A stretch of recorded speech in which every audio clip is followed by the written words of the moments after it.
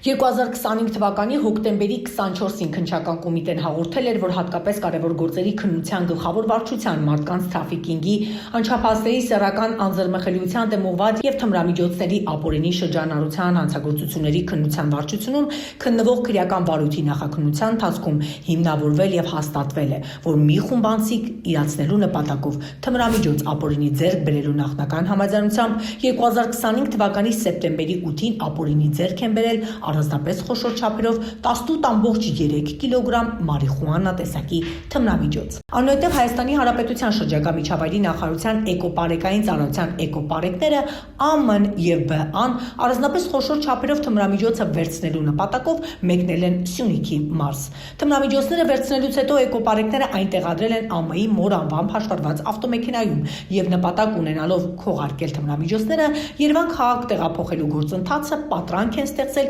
իբր ավտոմեքենան խափանված է։ ԱՄՆ-ն ԲԱ-ի ցուցումով իր կողմից օգտագործվող հեռախոսահամարով 2025 թվականի սեպտեմբերի 8-ին կապ է հաստատել Սյունիքի մարզի Կապան քաղաքի բնակչի հետ, պայմանավորվածություն ձեռք բերելով վարձատրության դիմաց ավտոմեքենան Երևան քաղաք տեղափոխելու վերաբերյալ։ Ավտոմեքենայի Երևան քաղաք հասնելուց հետո խմբի անդամ ԱՄՆ-ն մոտեցել է վարորդին, վերցրել թմրամիջոցով բեռնված ավտոմեքենայի բանալին, իջեցրել է և կայանել, որից հետո ձերբակալվել են պարեկային ծառայության աշխատակիցների կողմից։ Արդյունքում նախաքննության ընթացքում ԱՄՆ-ի, ԲԱ-ի և ԱՄՆ-ի նկատմամբ հարուցվել են հանրային քրեական հետապնդում քրեական օրենսգրքի 393-րդ հոդվածի 3-րդ մասի 2-րդ կետով առանձնապես խոշոր չափերով թմրամիջոցների հոգեմետ նյութերի, դրանց պատրաստուկների կամ դրանց համարժեք նյութերի կամ դրանց ացանցիալների ապօրինի շրջանառություն իրացնելու նպատակով կամ դրանք ապօրինի իրացնելը։ Վերջիններիս նկատմամբ դեռևս 2025 թվականի հոկտեմբերի 24-ի դրությամբ կիրառվել էր կալանքը և ըստ էության գործն ուղարկվել էր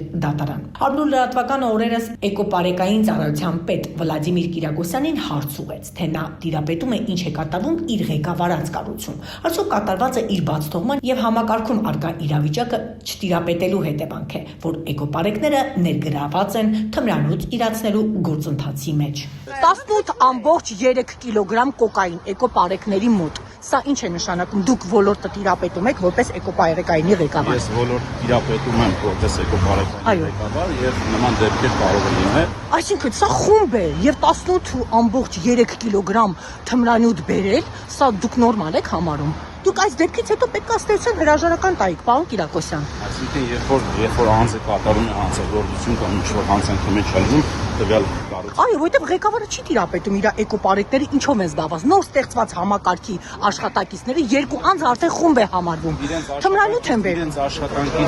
Իրենց աշխատանքից գործողություն են արել եւ օրենքի ամբողջ կստությամբ պետք է պատժեն։ Դուք որպես ղեկավար ինքս դատապարտում եմ նման գործողությունները։ Այո։ Եվ ըստ տեղեկատվության իրենք աշխատանքից դուրս են եղել, բայց կապ չունի ցանկացած քաղաքացու է վերաբերվում նման գործողության մեջ մտնելու համար պետք է օրենքի ամբողջ կստությամբ պատժեն։